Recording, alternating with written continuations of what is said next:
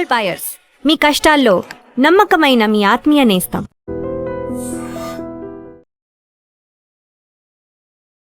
నమస్తే, నేను Kavitha. Welcome to I dream news and నిజాలు. హర్ముజ్ జలసంధిని ఓపెన్ చేయడం, యురేనియం, దీంతో పాటుగా న్యూక్లియర్ వెపన్స్, వీటన్నిటికి తోడుగా సరికొత్త అంశం కూడా వచ్చి పడింది. అది లెబనాన్ మీద అటాక్స్ని ఆపేయాలి అనేటువంటి మాటని ఇరాన్ చెప్తోంది. ట్రంప్ మాత్రం ఇజ్రాయెల్ అటాక్ చేయదు అని చెప్తున్నప్పుడు, నెతన్యాహు మాత్రం మేము లెబనాన్ మీద అటాక్ చేస్తాము, బీరూట్ మీద మాత్రం అటాక్ చేయము అనేటువంటి మాట. ఎందుకింత ఒక నెక్సెస్ లాగా తయారైంది ఈ వలయంలోంచి? ఎవరు ఎప్పుడు బయటపడతారు, ఎవరు ట్రాప్లో చిక్కుకున్నారు, ఎవరు అల్టిమేట్ విన్నర్గా ఉండబోతున్నారు, అండ్ కంక్లూడింగ్ పాయింట్ ఎప్పుడు యుద్ధం ఆగబోతోంది? బోల్డని క్వశ్చన్స్ ఉన్నాయి, మాట్లాడుకుందాం. మనతో పాటుగా ఉన్నారు సీనియర్ జర్నలిస్ట్ సురేష్ కొచ్చతిల్ గారు. సార్ నమస్తే. నమస్కారం. సో ప్రతిసారి మనం ఇరాన్ అనగానే అమెరికా, ఇజ్రాయెల్, హర్ముజ్ జలసంధి, లేకపోతే యురేనియం నిల్వలు, వీటి గురించే మాట్లాడుకుంటున్నాం. బట్ అక్కడ చాలా క్లియర్గా ఇరాన్ పెడుతున్నటువంటి కండిషన్ లెబనాన్ గురించి మాట్లాడుతోంది. అసలు లెబనాన్లో ఏం జరుగుతోంది, అటాక్స్ ఎందుకు అవుతున్నాయి అనుకుంటున్నప్పుడు మళ్ళీ అక్కడ ఉన్నటువంటి హమాస్లు, హూతీలు, హిజ్బుల్లాల గురించే మాట్లాడుకుంటాం. అంటే ఇది ఇప్పుడు నెవర్ ఎండింగ్ ప్రాసెస్ లాగే అవుతోంది కదా అక్కడ. కరెక్ట్. ఇది మన విక్రమ్ బేతాల్ కథలాగా అయిపోయింది అన్నమాట. మళ్ళీ మొదటికి వస్తాం, మళ్ళీ తిరిగి అక్కడికే వస్తుంది. ప్రెసిడెంట్ ట్రంప్ ఏమో ఈ వీకెండ్ ఒక అమెరికన్ ఛానల్స్ అనలైజ్ చేశారు. ఆయన 52 పోస్టులు చేశాడు సోషల్ మీడియాలో, ట్రూత్ సోషల్ 52. అది పొద్దున మొదలై రాత్రి 1 గంట దాకా నడిచింది. మళ్ళీ పొద్దున్న 4 గంటలకు స్టార్ట్ అయ్యి మళ్ళీ త్రూ అవుట్ సండే నడిచింది. అన్ని ఏఐ జనరేటెడ్ ఇమేజెస్, అది ఇది అన్ని కచరా మొత్తం వేసేసాడు. 52 in 24 hours.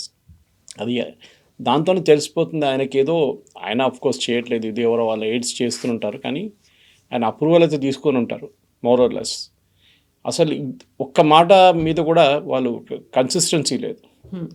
ఒక మాట చెప్తున్నారు, మళ్ళీ హాఫ్ అన్ అవర్ తర్వాత దాని వ్యతిరేకంగా ఎగ్జాక్ట్లీ ఆపోజిట్ చెప్తున్నారు.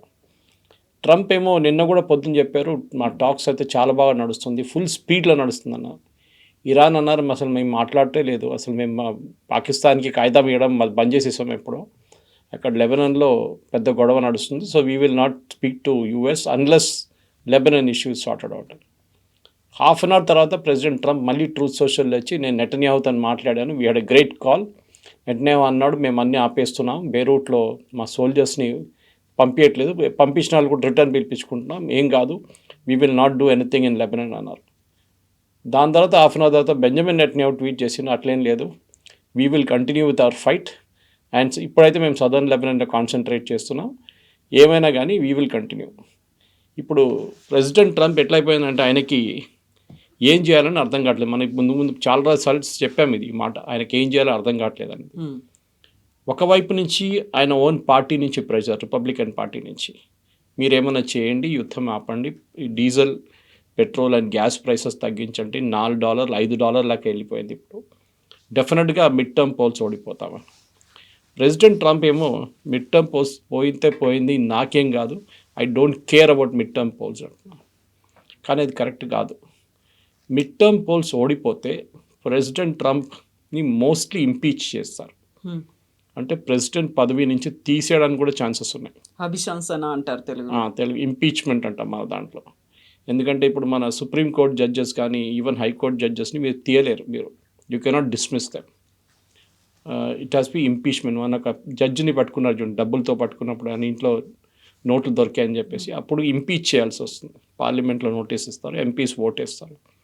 కానీ దానికి డెమోక్రటిక్ పార్టీకి కొంచెం మెజారిటీ ఉండాలి, క్లియర్ మెజారిటీ ఉండాలి. అది బహుశా రావచ్చు ఈసారి. ఇప్పుడు ప్రెసిడెంట్ ట్రంప్ ఏమంటున్నా నాకు అసలు నేను పట్టించుకోను.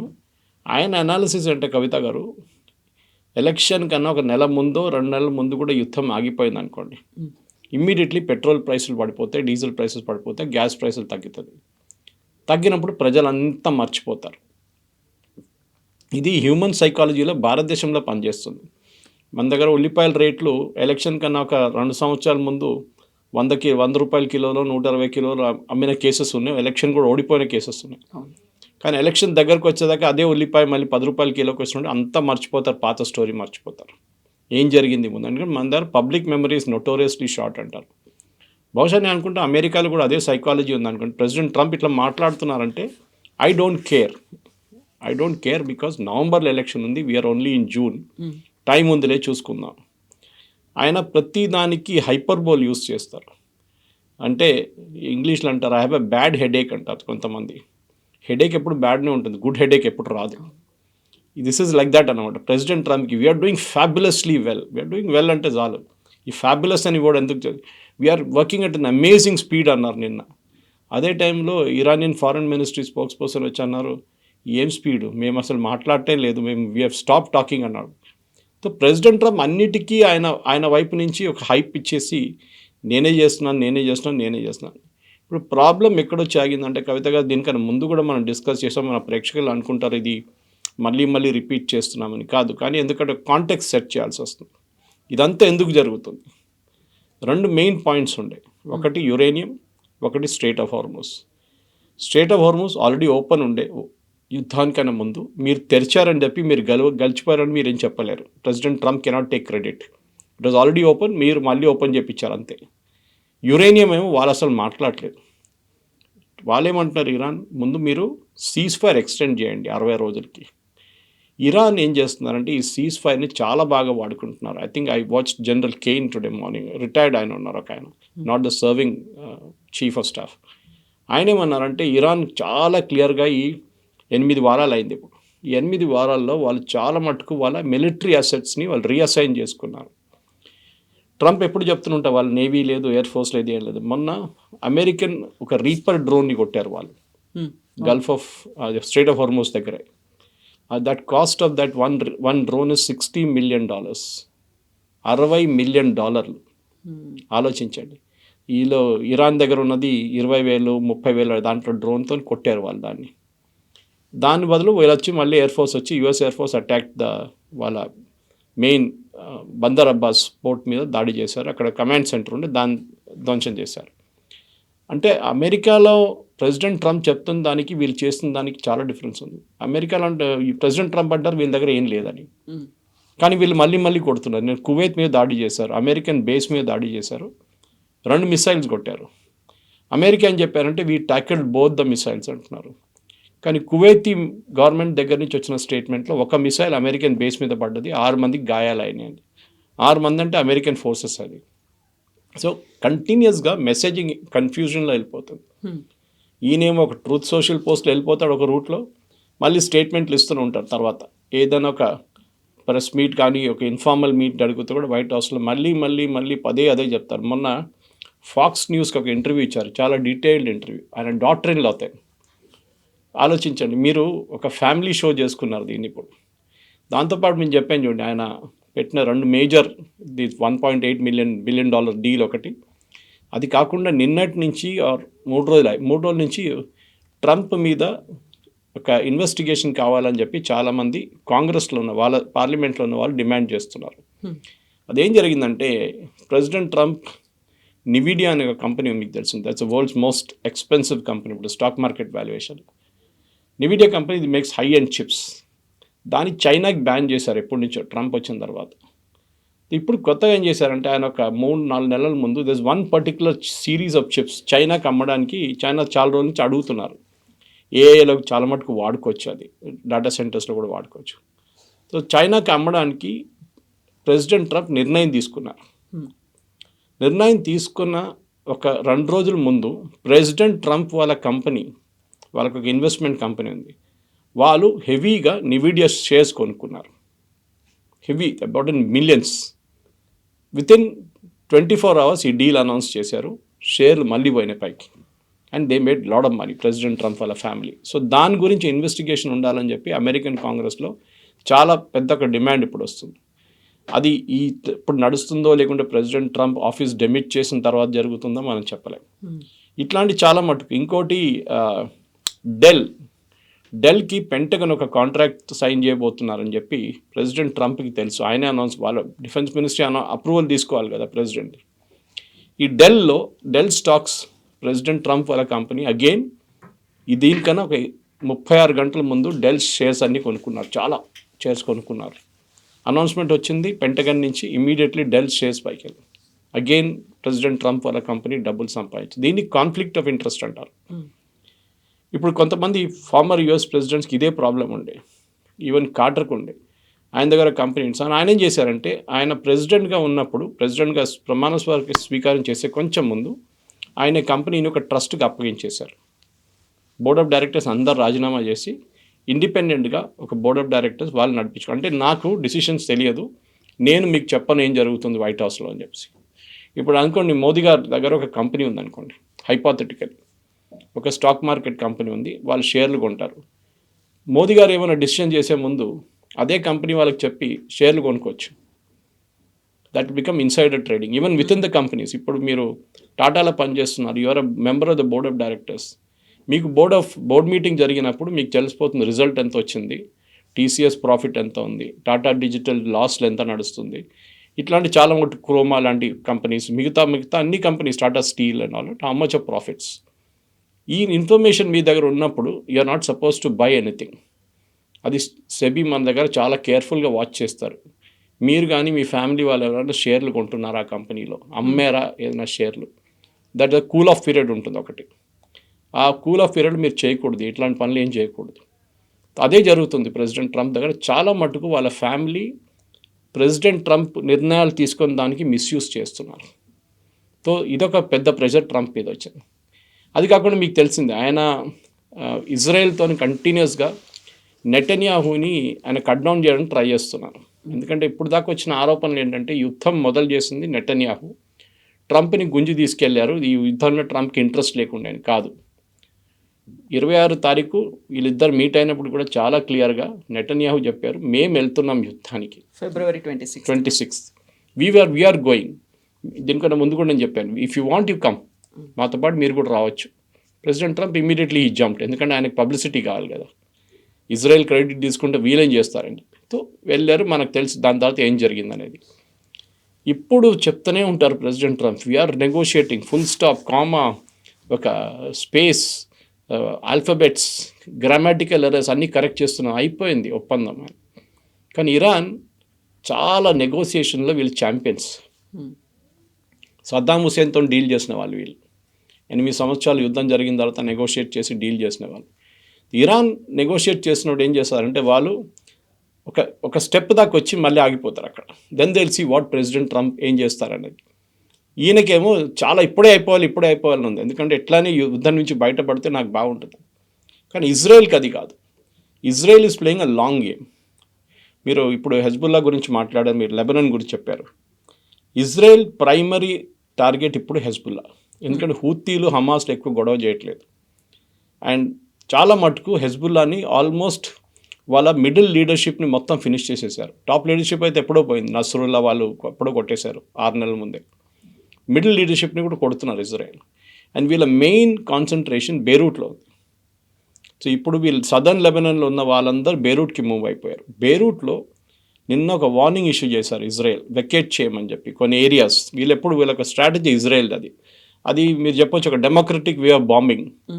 ముందే చెప్పేస్తారు, మేము ఈ ఏరియాకి బాంబ్ చేయబోతున్నాము, అక్కడ ఉన్న వాళ్ళు అందరూ వెళ్ళిపోండి. సో ఒక ఫెయిర్ గేమ్ లాగా అనిపించడానికి. సో నిన్న కార్లలో, బైక్లలో అందరు ఫ్యామిలీస్ అందరూ వెళ్ళిపోయారు నేను అక్కడి నుంచి. But they are all Hezbollah supporters. వారు వెళ్తూ నేను చాలామంది ఛానల్ వాళ్ళు ఇంటర్వ్యూ చేస్తున్న చూశాను నేను, ఓపెన్గా చెప్తున్నారు బీ సపోర్ట్ హెజ్బుల్లా అని. సో అక్కడున్న లెబనీస్ గవర్నమెంట్కి కన్ఫ్యూజన్ ఉంది, ఎందుకంటే Hezbollah is an occupying force, ఒక టెర్రరిస్ట్ గ్రూప్ అక్కడ వచ్చి కూర్చున్నారు. కానీ బయట నుంచి ఎవరైనా వాచ్ చేస్తున్నారు అనుకుంటారు హెజ్బుల్లా నడిపిస్తున్నారు లెబనాన్ అని.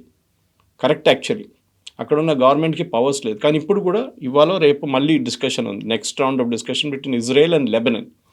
హెజ్బుల్లా అంటారు, మేము అది అంగీకరించము, మీరు మాట్లాడుకోండి, we have nothing to do with it. ఇది వాళ్ళ లైన్ ఆఫ్ థాట్ అన్నమాట. ఇరాన్కి ఏమో టెన్షన్, ఇప్పుడు నడిమిట్లో ఎందుకు ఆగిపోయారు వాళ్ళు అన్నారు, సీజ్ ఫైర్ అంటే ఎక్కడ అన్ని ప్లేసెస్లో సీజ్ ఫైర్ ఉండాలి, ఎస్పెషలీ లెబనాన్లో. ఏ రోజు హెజ్బుల్లాని ఫినిష్ చేసేస్తారో ఇజ్రాయెల్, అది ఇవాళ కాదో, వారం తర్వాత ఉండొచ్చో, 6 నెలలు ఉండొచ్చో, సంవత్సరం తర్వాత ఉండొచ్చో, జరిగితే ఆ రోజు Iran right hand cut off చేసినట్లు అయిపోతుంది. Most powerful among all the 3, Hezbollah, Houthis and హమాస్లో హెజ్బుల్లా అందరికన్నా పవర్ఫుల్. మీకు తెలిసి ఉంటుంది, యుద్ధం ఫస్ట్ జరిగినప్పుడు October 7 తర్వాత ఇజ్రాయెల్లో వెళ్ళి దాడి చేసిన హమాస్ వాళ్ళు, అప్పుడు హెజ్బుల్లా కూడా ఫైరింగ్ పెట్టారు. హెజ్బుల్లాస్ అడ్వాంటేజ్ ఏంటంటే, వీళ్ళు సదర్న్ లెబనాన్ నుంచి నార్దర్న్ ఇజ్రాయెల్కి మిసైల్స్ కొడతారు కంటిన్యూస్గా. ఇన్ఫ్యాక్ట్ లాస్ట్ 15 రోజుల నుంచి స్కూల్ అన్నీ బంద్ ఉన్నాయి అక్కడ. ఎవరు వెళ్ళట్లేదు, బయటికి ఉద్యోగానికి వెళ్ళట్లేదు, వర్క్ ఫ్రమ్ హోమ్ పెట్టేశారు అందరికీ. అందరు షెల్టర్స్లో ఉన్నారు. కంటిన్యూస్గా మిసైల్ ఫైర్ చేస్తున్నారు హెజ్బుల్లా వాళ్ళు. సో ఇజ్రాయెల్ న్యాచురలీ వాళ్ళు ఊరుకోరు. ఇజ్రాయెల్లో అక్కడున్న ప్రెసిడెంట్ కానీ ప్రైమ్ మినిస్టర్ నెటన్యాహు కానీ వీళ్ళ మీద చాలా పెద్ద ప్రెషర్ ఉంది ఇప్పుడు, ఇంక్లూడింగ్ ద డిఫెన్స్ మినిస్టర్. అక్కడున్న ప్రజలు ఏం చెప్తున్నారంటే, మీరు మాకు ఒక అష్యూరెన్స్ ఇచ్చారు దట్ నార్దర్న్ ఇజ్రాయెల్లో ఉన్న విలేజెస్, కిబుట్స్ అంటారు వీళ్ళు, కమ్యూనిటీ విలేజెస్, వీళ్ళు మేము కాపాడుకుంటామని మీరు అష్యూరెన్స్ ఇచ్చారు మాకు. మీరు మా లీడర్, మీరు మా ప్రధానమంత్రి, మీరెందుకు మళ్ళీ చేయట్లేదు? మీరు అన్నిటికీ ట్రంప్ని ఎందుకు భయపడుతున్నారు? నిన్న ఈ అనౌన్స్మెంట్ వచ్చిన తర్వాత president Trump Truth Social as usual bombastic language, I had a very good call with Netanyahu. I believe ఆ కాల్ చాలా హారిబుల్ ఉండే in terms of language. And president ట్రంప్కి కోపం వచ్చింది, నెటన్యాహుకి ఇంకా కోపం వచ్చింది. నెటన్యాహు చెప్పారంటే, మీరు ఏం కావాలంటే చెప్పుకోండి, we will continue with our operations. Okay, కావాలంటే బెయిరూట్ కొన్ని రోజులకి ఆపేసి పెడతాం, కానీ we will continue with southern Lebanon. Southern లెబనాన్లో లిటనీ రివర్ అని ఒక రివర్ ఉంది, అక్కడ దాకా వీళ్ళు ఎప్పుడో చేరుకున్నారు. And yesterday there is the fort call before fort, BUAFORT fort. అది 10 kilometers ఉంది ఇజ్రాయలీ బార్డర్ నుంచి.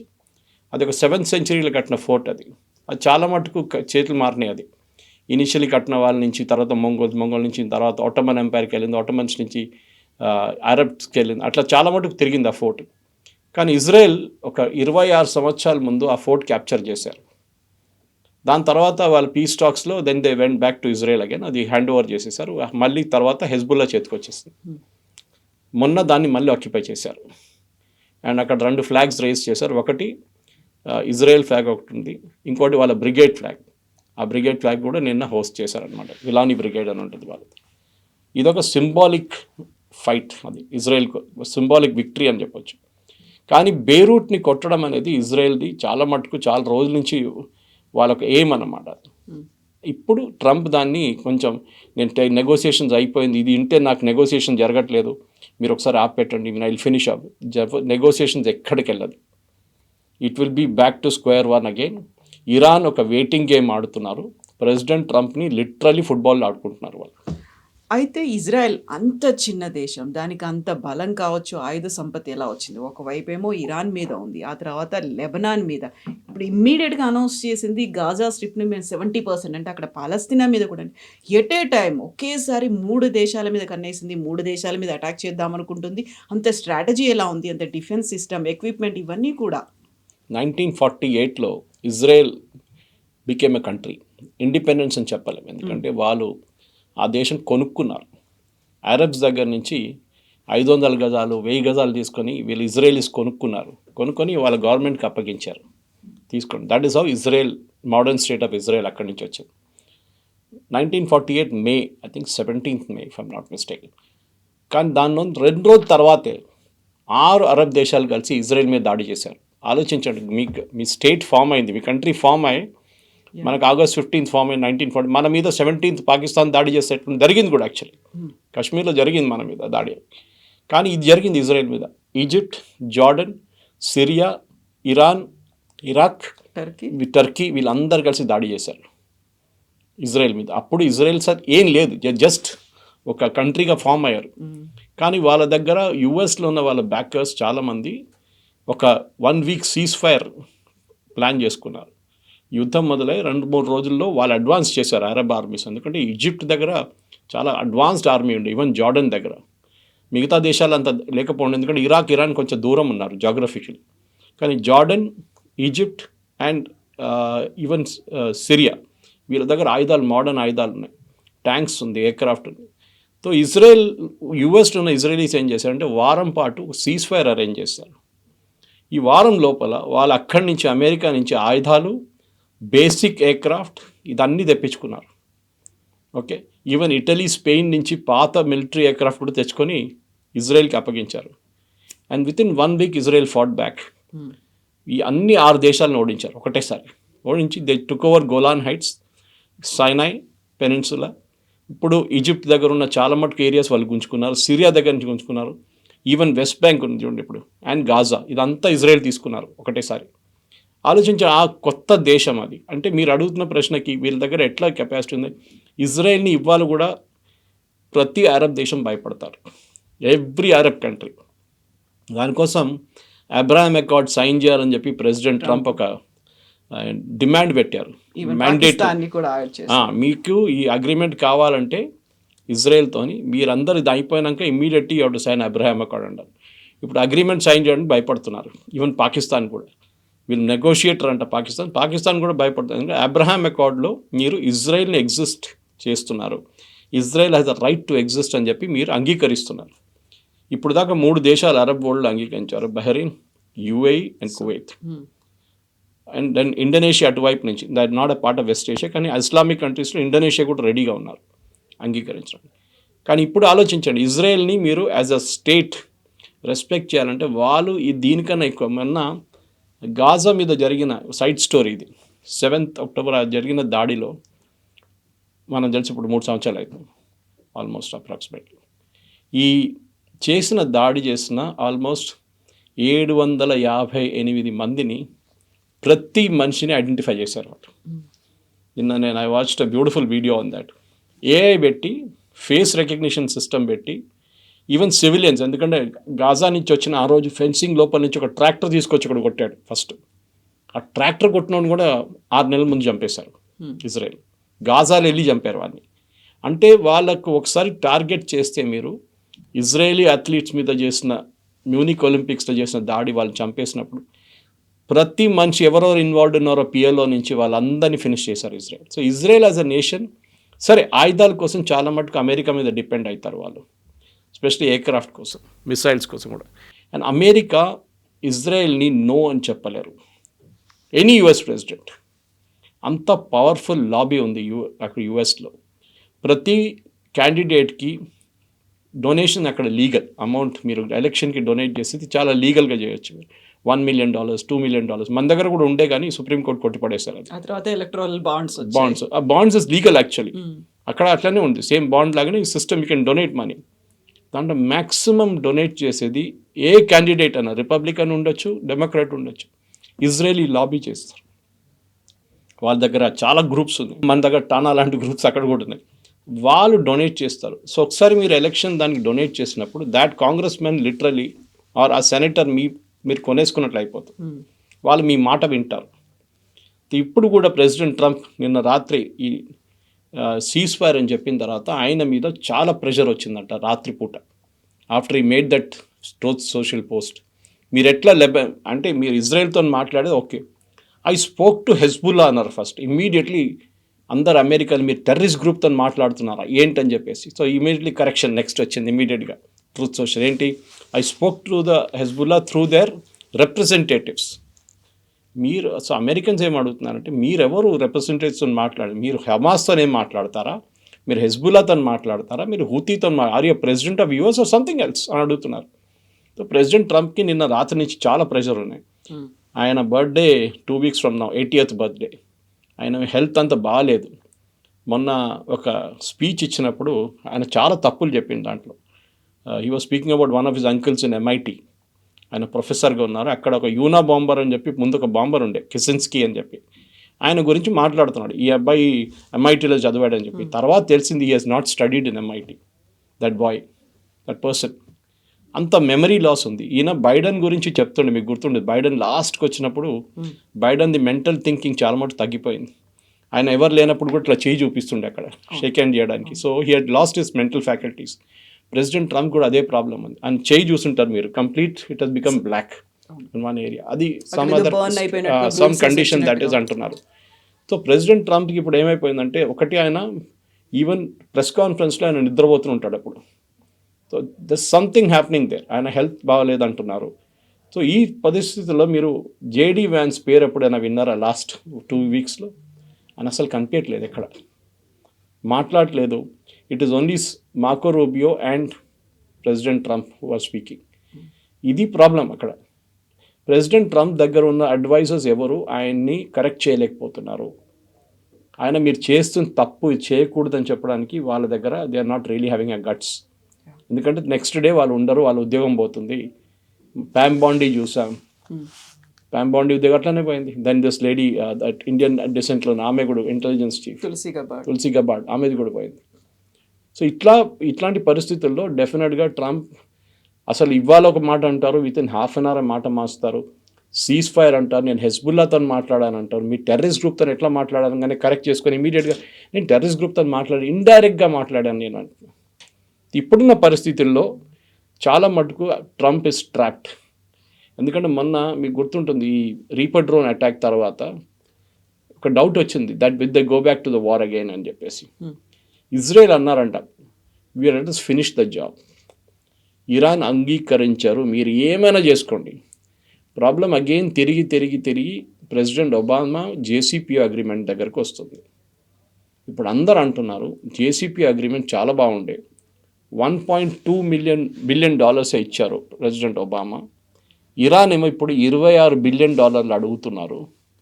మా యుద్ధాల్లో జరిగిన మా బిల్డింగ్స్ కానీ, మా బ్రిడ్జెస్ కానీ, మా రైల్ నెట్వర్క్స్ కానీ, మా ఐఆర్జీసీ హెడ్ క్వార్టర్స్ కొట్టారు, ఇదంతా మాకు మళ్ళీ రీకన్స్ట్రక్ట్ చేయాలి, మాకు ఇంకా చేయమని $260 బిలియన్ అడుగుతున్నారు వాళ్ళు. సో ఆలోచించండి, ప్రెసిడెంట్ ట్రంప్ ఇప్పుడు ఒబామాని ఎంత తిట్టారంటే 2015 డీల్లో, ఆ డీల్ మీకు తెలిసిందే నెగోషియేట్ చేయడానికి 2 సంవత్సరాలు పట్టింది. కానీ దాన్ని ప్రీవియస్ ప్రెసిడెంట్స్ కూడా నెగోషియేట్ చేశారు. దాన్ని క్లింటన్ టైం నుంచి నెగోషియేషన్స్ నడుస్తుంది ఇరాన్తోని. ఇంత కష్టపడి నెగోషియేట్ చేసిన తర్వాత కూడా మీరు ఒక మంచి డీల్ని అంగీకరించకుండా మీ ఈగో మీద వచ్చి మీరు ఆ డీల్ని పక్కన పడేశారు, స్క్రాప్ చేసేసారు. Now Iran has gone to 40%. అప్పుడు 40 ఉండే, ఇప్పుడు 60కి వెళ్ళిపోయారు వాళ్ళు. మళ్ళీ ఇప్పుడు మీరు కింద దించాలంటే ఎట్లా దించుతారు? వాళ్ళు డైల్యూట్ చేయాలి. వాళ్ళు అంటారు మేము యురేనియం మీకు ఇయ్యము. You are literally stuck. ఆ డీల్ ఉంటే ఇంకా బాగుంటుండే. బికాస్ ఇరాన్లో మీకు గుర్తుందో లేదో ఇరాన్ ఒక ఫత్వా ఇష్యూ చేశారు. ఖొమేనీ నాట్ ఖొమేనీ ఒక ఫత్వా ఇష్యూ చేశారంటే మా దాంట్లో దట్ ఈస్ ఇస్లామిక్ ప్రిన్సిపల్స్లో న్యూక్లియర్ బాంబు వాడకూడదు. నాకు తెలియదు న్యూక్లియర్ ఎట్లా వచ్చింది ఆ టైంలో అని, కానీ న్యూక్లియర్ బాంబు వాడకూడదు అని చెప్పి ఒక ఎడిక్ట్ అంటే ఒక ఫత్వా ఇష్యూ చేశారు ఖొమేనీ టైంలో. అది ఇప్పుడు కూడా ఉంది. ఇరాన్ ఏమంటున్నారు మా దగ్గర ఒక ఫత్వా ఉంది, మా సుప్రీం లీడర్ ఇష్యూ చేసిన ఫత్వా, అది ఉన్నప్పుడు మేము ఎట్లా చేస్తాం న్యూక్లియర్ స్ట్రిక్ట్గా ఫాలో అవుతాం కదా అనేది. ప్రెసిడెంట్ ట్రంప్ అంటున్నారు సరే మీరు తయారు చేయరు, మీరు కొనుక్కోవచ్చు కదా. సో ఆయన డాటర్ ఇన్ లాకి ఇచ్చిన ఇంటర్వ్యూలో ఫాక్స్ న్యూస్లో అదే అన్నారు, they may not make it but they can buy it. So అది కూడా నేను ఇప్పుడు కండిషన్ పెట్టాను దాంట్లో, కొనుక్కోకూడదు. మీరు నార్త్ కొరియా వెళ్ళి కొనుక్కుంటే రేపు ఆయన సూపర్ మార్కెట్ పెట్టుకున్నాడు అక్కడ కిమ్ జాంగ్ ఉన్, అక్కడ వెళ్ళి మీరు తీసుకుంటారు, అది చేయకూడదు. So every way president Trump is literally trapped. ఎందుకంటే ఇప్పుడు ఒకటైపు మీరు పర్షియన్ గల్ఫ్ నుంచి స్ట్రైట్ ఆఫ్ హార్మూజ్ వచ్చే రూట్ బ్లాక్ అయిందన్నారు. నిన్న అమెరికన్ సెంట్రల్ కమాండ్ ఒక నోట్ ఇష్యూ చేశారు, 72 షిప్లు పోయినట్టు అక్కడి నుంచి పాస్ చేస్తారంట, which is a good thing. కానీ ఇప్పుడు ఇరాన్ ఏమంటున్నారు, మీరు ఎక్కువ గొడవ చేస్తే you again put pressure on us, మేము అటువైపు ఉన్న we will close the Red Sea also. అక్కడ హూతీలు కూర్చున్నారు యమన్ దగ్గర. సో ఇటువైపు స్ట్రైట్ ఆఫ్ హార్మూజ్, ఇటువైపు రెడ్ సీ. ఈ రెడ్ సీ నుంచి సూయజ్ కెనాల్కి వెళ్తుంది, వెరీ క్రిటికల్ నెట్వర్క్ అది. మీరు అది క్లోజ్ చేస్తే ఇది ఆయిల్ రూట్ కాదు, ఇది కమర్షియల్ రూట్. ఇది చాలా మటుకు యూరోప్కి వెళ్ళే చాలా మటుకు సరుకులు అక్కడ ప్రాబ్లం అవుతుంది వాళ్ళకి. యూరోప్ నుంచి వచ్చే ప్రోడక్ట్స్ కూడా దెబ్బతింటుంది. సో ఇప్పుడు ప్రెసిడెంట్ ట్రంప్ ఇక్కడ చూడాలన్నా అక్కడ చూడాలన్నా ఆయనకు అర్థం కావట్లేదు. సో లిటరలీ మనకి ప్రతిరోజు ఈ స్టోరీ ఎందుకు వస్తుందంటే ఆయన ఒకరోజు ఒక మాట అంటాడు, వితిన్ 12 hours మాట మార్చుతున్నారు. ఇరాన్ ఏమో లిటరలీ ఆయనతో ఫుట్బాల్ ఆడుకుంటున్నారు. బికాజ్ వాళ్ళకి తెలుసు, ఇరాన్ అంటున్నారు మాకు ప్రాబ్లం లేదు, మేము రెడీ నెగోషియేట్ చేయడానికి, మేము నెక్స్ట్ 2 years దాకా నెగోషియేట్ చేస్తాం మేము. అండ్ ప్రెసిడెంట్ ట్రంప్ కూడా అన్నారు they very clever negotiators.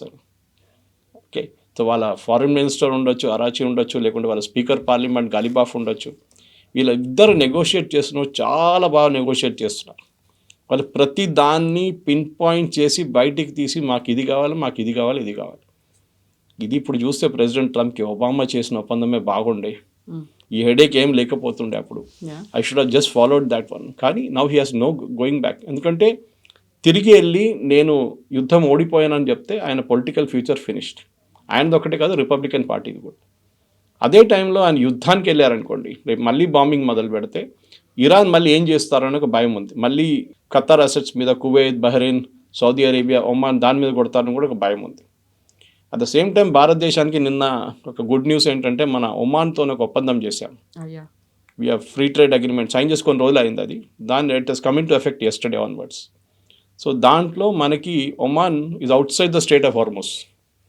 Okay, it's actually basically Arabian Sea దగ్గర ఉంది అది. గల్ఫ్ ఆఫ్ ఒమాన్ బయట ఉంది. మనం అక్కడి నుంచి వాళ్ళ ప్రోడక్ట్స్ తీసుకెళ్ళిపోవచ్చు.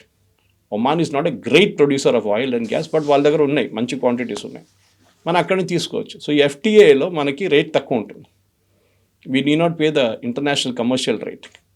సో ఫర్ ఎగ్జాంపుల్ ఇప్పుడు $90 నడుస్తున్నప్పుడు మనకి బహుశా $70 కూడా దొరకవచ్చు. I don't have the exact amount detail, but ఎఫ్టీఏలో ఎప్పుడు తక్కువ ఉంటుంది ఫ్రీ ట్రేడ్ అగ్రిమెంట్లో. సో నిన్నటి నుంచి అది మొదలైంది. సో బహుశా మనకి one good news is that specially gas blessing this LPG కానీ పిఎన్జి కానీ సిఎన్జి గ్యాసెస్ కానీ మనకు ఒక అడ్వాంటేజ్ ఉంది. So that is only good news yesterday. So యుద్ధం ఆగితే కూడా రేపు ఇంకా నెక్స్ట్ 6 months దాకా ప్రాబ్లం ఉంటుంది. కానీ ఖతారీస్ నిన్న అనౌన్స్ చేశారు వాళ్ళ ఆయిల్ ఫీల్డ్స్లో 3 రిఫైనరీస్ మళ్ళీ స్టార్ట్ అయింది ప్రొడక్షన్ అని చెప్పి. సో దాంతోనే గ్యాస్ కొంచెం ఇప్పుడున్న గ్యాస్ షార్టేజ్ కొంచెం తగ్గిపోతుంది. కానీ ఆ గ్యాస్ బయటికి రావాలి ఖతార్ నుంచి, అక్కడే స్టేట్ ఆఫ్ హార్మోస్ ఉంది. సో ప్రెసిడెంట్ ట్రంప్కి ఇప్పుడు ఉన్న ఒకటే ఆప్షన్, అది మిలిటరీ ఎక్స్పర్ట్స్ ఏం చెప్తున్నారంటే finish it of. Kinetic warfare అంటారు వాళ్ళ దాంట్లో, కైనెటిక్ వార్ఫేర్. ఇజ్రాయెల్ లాస్ట్ లెగ్స్లో ఉన్నారు, ఇరాన్. ఇజ్రాయెల్తో కలిసి మీరు కొట్టేసేయండి, ఇరాన్ ఫినిష్ అయిపోతారు, మీకు ఇంకే సొల్యూషన్ లేదు. గల్ఫ్ కంట్రీస్ కొంచెం వాళ్ళకి ప్రాబ్లం ఉంటుంది, వాళ్ళ మీద కూడా ఇరాన్ దాడి చేస్తారు, but they should be prepared for it. యుఏఈలో ఐరన్ డోమ్ పెట్టుకున్నారు ఇజ్రాయెల్ వాళ్ళు, మిగతా దేశాల దగ్గర పేట్రియట్స్ ఉన్నాయి, వాళ్ళు వాళ్ళ పని చూసుకుంటారు. అమెరికన్ బేసెస్ కూడా వాళ్ళు కూడా చూసుకుంటారు.